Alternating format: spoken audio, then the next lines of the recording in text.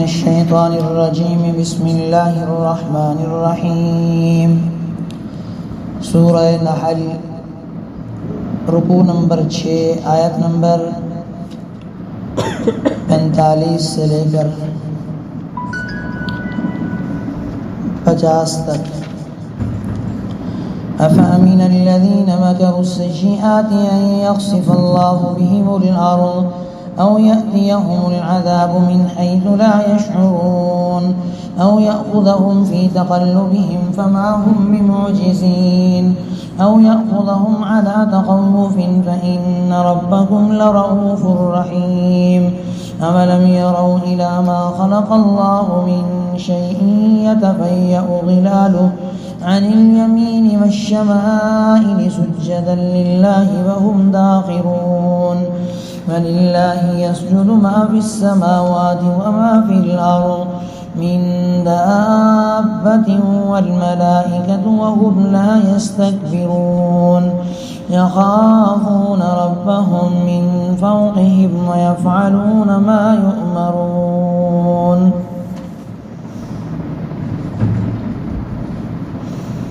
معزز سامعین، اللہ جل شانہ نے گزشتہ آیات کے اندر مہاجرین کی حوصلہ افزائی فرمائی تھی کہ وہ لوگ جنہوں نے ظلم سہنے کے بعد مکہ سے مدینہ منورہ یا حبشہ کی طرف ہجرت کی تھی، فرمایا کہ ایسے لوگوں کو 2 انعامات دیے جائیں گے. پہلا تو یہ ہے کہ لَنُبَوِّئَنَّهُمْ فِي الدُّنْيَا حَسَنَةً،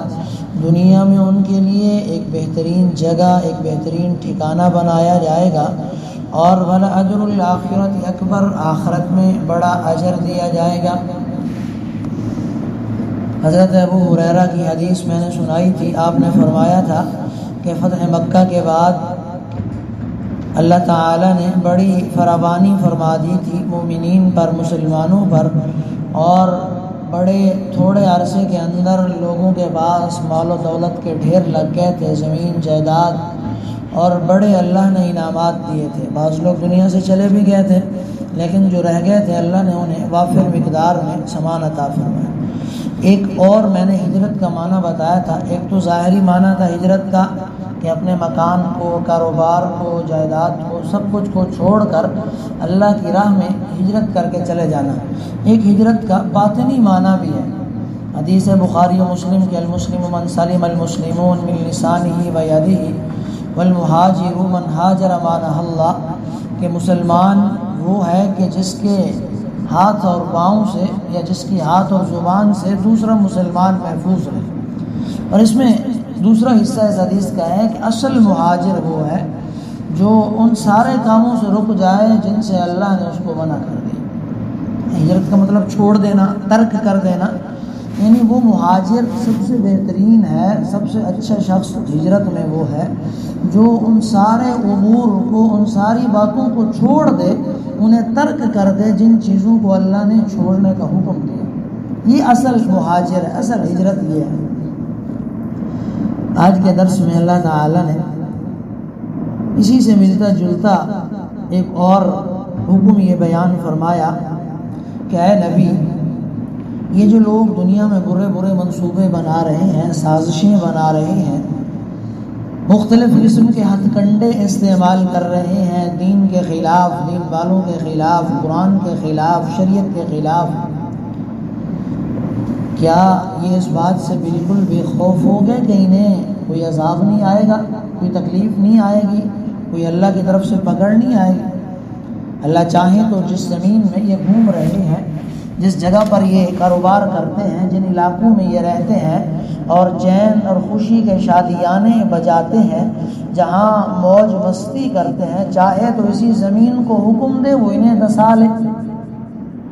آپ کی امت سے پہلے اللہ نے قارون کے لیے بھی زمین کو حکم دیا تھا کہ بمائے خزانوں کے اس کو زمین میں دھسا لیا جائے. ایک روایت میں آتا ہے کہ ایک آدمی ایک پل کے اوپر سے گزر رہا تھا اور گردن کو اکڑ کر زمین پہ پاؤں مار کے بڑے تکبر سے چل رہا تھا، اور اللہ کو اس کا یہ تکبر ناپسند آیا، اور اللہ نے زمین کو حکم دیا کہ اس کو اپنے اندر دھسا لے. تو فرمایا کہ جس زمین میں یہ چلتے ہیں، یہ پہلی اللہ نے عذاب کی پہلی صورت بتلائی. ہو سکتا ہے کہ اسی زمین کو ہم حکم دیں وہ آپ کو دھسا لے. اور ایک اور روایت میں نے بتائی تھی کافی عرصہ پہلے جمعۃ المبارک میں کہ زمین ہر روز اللہ سے اجازت طلب کرتی ہے کہ اے اللہ ہمیں اجازت دیں دنیا میں جتنے بھی گناہ گار ہیں ان کو اپنے اندر دھنسا لیا جائے۔ اللہ فرما رہے ہیں او یأتیہم العذاب، یا زمین کو ہم حکم نہ دیں بلکہ ہم عذاب کو ایسی جگہ سے لائیں من حیث لا یشعرون، انہیں خبر بھی نہ ہو۔ رات کو سوئیں صبح عذاب بھیج دیں، شام کو اپنے گھر میں کما کر واپس آ رہے ہوں عذاب بھیج دیں، دن کو دوپہر کو عذاب بھیج دیں، بالکل بے خوف ہو جائیں، اچانک ہم زمین کو حکم دیں زلزلے کی کیفیت بن جائے، اچانک پانی کو حکم دیں سیلاب کی کیفیت میں کھڑا ہو جائے، اچانک جو ہے ہم مکان کو گرا دیں، اچانک ایکسیڈنٹ کروا دیں۔ اللہ فرما رہے ایسی جگہ سے عذاب لائیں، تکلیف لائیں، مصیبت لائیں، انہیں خبر بھی نہ گزرے۔ یا تیسری صورت اللہ بتا رہے او یأخذہم فی تقلبہم، یا انہیں چلتے پھرتے پکڑ لیں، یہ چل رہے ہیں جا رہے ہیں ہماری پکڑ آ گئی، ہمیں انہیں اٹھا لیں، ان کو وہم و گمان میں بھی نہ ہو، یہ جس جگہ پر بڑے امن کے ساتھ اور اطمینان کے ساتھ جانے کے لیے ساری تیاریاں کر کے جا رہے ہیں، ہم اسی جگہ پر پکڑ لیں۔ یعنی گزشتہ کل جو ہے وہ پنڈی بھٹیاں کے اندر انٹرچینج پہ جو ہے پوری بس جو ہے جل گئی، یعنی اللہ تعالیٰ نے پکڑا، ایسی پکڑ آئی پوری کی پوری بس جو ہے ساری جل گئی، سارے لوگ شہید ہو گئے۔ یہ اللہ تعالیٰ کی طرف سے ہے وبال۔ او یأخذہم علی تخوف، فرمایا یا ہم انہیں ایسا خوف دے دیں کہ جس خوف سے ان کی جان ہی نکل جائے۔ ابھی آج ہی کا واقعہ ہے، وہ الائی بٹ گرام کے اندر چیئر لفٹ میں لوگ پھنسے ہوئے، صبح سے لے کر ابھی تک پھنسے ہوئے۔ ان کو خوف تو ہے ہی ہے، ان کے ماں باپ کو اور ان کے خاندان والوں کو بھی بڑا خوف ہے کہ جب تک وہ بچے ریسکیو نہیں ہوتے، بڑی شدت والا خوف ہے، کیا پتہ یہ بچتے ہیں یا مر جاتے ہیں۔ زندگی کی امید بھی ہے، موت کا خوف بھی ہے، صبح سے لے کے شام تک یقینی موت بھی نظر آ رہی ہے، اور لوگوں کی دعائیں اور ریسکیو آپریشن کو دیکھ کر ایک امید بھی بنتی ہے۔ اللہ فرما رہے ہم ایسا خوف میں مبتلا کر دیں کہ ہر لمحے تمہیں موت نظر آئے۔ تو یہ ہماری عذاب کی صورتیں ہیں، اس کو بتایا افامین الذین مکروا السیئات ان یخسف اللہ، کیا وہ لوگ جو برے برے منصوبے بنا رہے ہیں اس بات سے بالکل بے خوف ہو گئے ان یخسف اللہ بہم الارض، کہ اللہ انہیں زمین میں دھسا دے، او یأتیہم العذاب من حیث لا یشعرون، یا ان پر عذاب ایسی جگہ سے آ پڑے کہ انہیں احساس تک نہ ہو، او یأخذہم فی تقلبہم، یا انہیں اللہ چلتے پھرتے ہی اپنی پکڑ میں لے لے، فما ہم بمعجزین، کیونکہ وہ اللہ کو عاجز نہیں کر سکتے، او یأخذہم علی تخوف، یا انہیں اس طرح گرفت میں لے لے کہ وہ خوف میں مبتلا ہو جائیں۔ یہ حضرت عمر فاروق کو تخوف یعنی خوف کے معنی میں بڑا اشتباہ تھا، آپ کو یہ معنی پسند نہیں تھا کہ اس کا معنی یہ کیا جائے کہ انہیں اللہ تعالیٰ اس طرح گرفت میں لے لے کہ وہ خوف میں مبتلا ہو۔ آپ نے ایک مرتبہ برسر ممبر کھڑے ہو کر کہا کہ مجھے اس آیت کا معنی سمجھاؤ، او یأخذہم علی تخوف۔ ابن عباس رضی اللہ تعالیٰ عنہ جو مفسر قرآن بھی تھے، آپ کھڑے ہو گئے اور آپ نے فرمایا کہ اس کا معنی ہے وہ چیز جو دھیرے دھیرے گھٹتی چلی جائے۔ آپ نے فرمایا دلیل دو، تو انہیں حضرت ابن عباس نے قبیلہ حزیل کے شاعر ابو کبیر حزلی کا ایک شعر پیش کیا، جس کا معنی یہ تھا کہ اونٹنی کے اوپر رکھے ہوئے کجاوے نے اس طور پر زبردست چوٹ پہنچائی کہ اونٹنی کی کوہان دھیرے دھیرے گھٹتی چلی گئی، یعنی کجاوا اتنی وزنی تھا، پالان اتنی وزنی تھا کہ اونٹنی کی کوہان بیٹھ گئی، اور وہ ایسا محسوس ہوا کہ اس کی کوہان گھس گئی ہے، دھیرے دھیرے گھٹتی گئی۔ جب آپ نے یہ بات سنی فرمایا علیکم بدیوانکم، تم پر اپنے دیوان کو پڑھنا لازم ہے،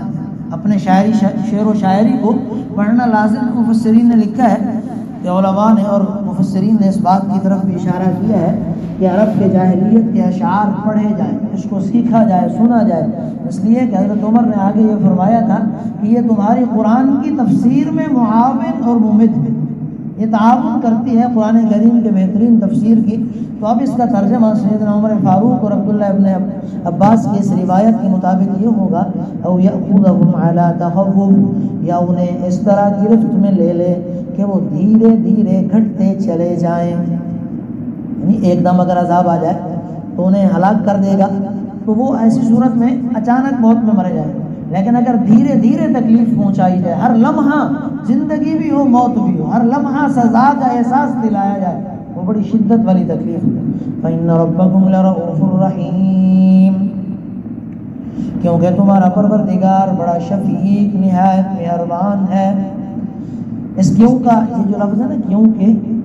اس کا تعلق بے خوف ہونے سے، مطلب یہ اللہ تعالیٰ شفیق اور مہربان ہے اور کافروں کی مہلت دی ہوئی ہے، فوری طور پر عذاب میں نہیں ڈالنا چاہتے، اس لیے کافر بے خوف ہو گئے. اللہ تعالیٰ شفیق اور مہربان ہے، انہی وجوہات کی وجہ سے کافروں کو جرت ہوئی. دنیا میں ہم بھی دیکھتے ہیں